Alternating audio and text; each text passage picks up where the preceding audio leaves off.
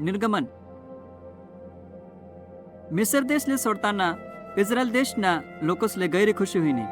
आतेपासून त्या गुलाम नाही होतात. आता त्या करार करेल जमीनकडे वाटचाल करत होतात. मिसर देश मधला लोकसनी इस्रायल देश मधला लोकसनी जे काही मांग ते सर्व वस्तू म्हणजे सोनं चांदी आणि बाकीना मूल्यवान वस्तू तेसले दितात.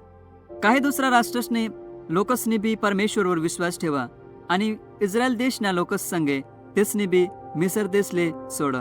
परमेश्वरने एक उच्चा ढगना खांबना द्वारे जो की दिनले तेसना पुढे चालत होता आणि रातले तोच उंचा आगना खांब बनी जात होतात. तिच्याद्वारे तेसना मार्गदर्शन करा. परमेश्वर कायम तेसना संगे होता. तेसले एकच गोष्टी करणे होती ती म्हणजे परमेश्वरने आज्ञा पालन करणं. थोडं टाइम नंतर इकडे फारो राजानं आणि तेना लोकसनं मन बदलणं व इस्रायल देशना लोकसले परत तेसना गुलाम बनावाले पाहिजे असं तेसले वाटणं. परमेश्वरने फारो राजाले हट्टी आणि कठोर कर येण्यासाठी की लोकसले खरा आणि जित्ता परमेश्वरना बारामा माहीत पडो व यहोवा परमेश्वर हाऊ फारो राजात व तेना देवतास्तून जास्त सामर्थ्यशाली शे है तेसले समजो.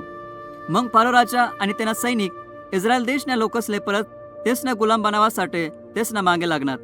जव इस्रायल देशना लोकसनी देख की मिसर देशना सैनिक तेसना पाठला करी राहणार तव तेसले समजणं की त्या आते मिसर देशना सैनिक आणि तांबळा समुद्रना मधमा अटकेल शेतस.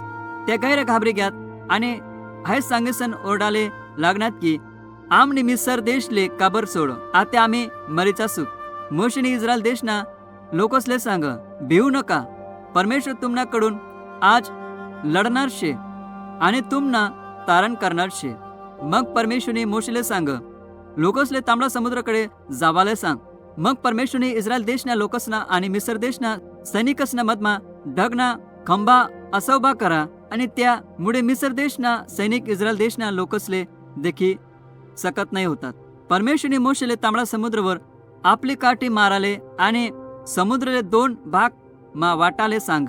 मग परमेश्वरने जोर न वाराकन समुद्रना पाणीले 2 भाग करीत टाक आणि समुद्रमा कोल्हा रस्ता तयार करा.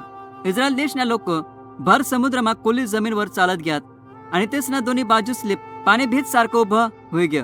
मग परमेश्वरने ढग ना खांबले वरे करीसन रस्ता वरून दूर करा येण्यासाठी की इस्रायल देश ना लोक आपला हात मधून निगी चालनात. हाय मिसर देशना लोकसले देखो. मिसर देशना लोकसनी तेसना पाठलाग करानं ठराव व त्या इस्रायल देशना लोकसना पाठलाग करत समुद्र मधला रस्ता कन मध मावनात. पण परमेश्वरने तेसले भीती घाली दिदी व तेसना रथ बी चिखलमा अटकी ग्यात. त्या आराया मारायला लागण्यात पया कारण की परमेश्वर तेसना कडूनच लढी राहणार शे. जव सर्व इस्रायल देशना लोक सुरक्षित पणाकन समुद्रना दुसऱ्या बाजूले बाहेर निघूनात तर परमेश्वरने मोशेले आपला हात वरे उचलाले सांग. त्यांनी असं करानंतर समुद्रना पाणी मिसर देशना सैनिकांवर पडू लागणार आणि पहिले सारखं होई गया. मिसर देशना सर्व सैनिक बुडीसन मरी गया. जेव्हा इस्रायल देशना लोकसनी देख की मिसर देशना सैनिक मरी जायल शेतस तेव्हा तेसनी परमेश्वरवर आणि मोशे हाऊ परमेश्वरना भविष्यवक्ता शे येण्यावर विश्वास ठेव. इस्रायल देशना लोकसनी गैरी खुशी करी कारण की परमेश्वरने तेसनं मरणं व गुलामगिरीपासून वाचाडेल होतं. आता त्या आपला परमेश्वरनी सेवा करासाठी स्वतंत्र होई जायल होता. इस्रायल देशना लोकसनी तेसनी चालूत भेटल स्वतंत्रामुळे गैर गाना मनीसन खुशी करी आणि परमेश्वरनी स्तुती करी कारण की परमेश्वरने तेसले मिसर देशना सैनिकांपासून वाचाडेल होतं. परमेश्वरने इस्रायल देशना लोकसले मिसर देशना लोकसवर कसा विजय दिला व तेसनी गुलामगिरीपासून कशी सुटका करी याने आठवण तेसले राहो.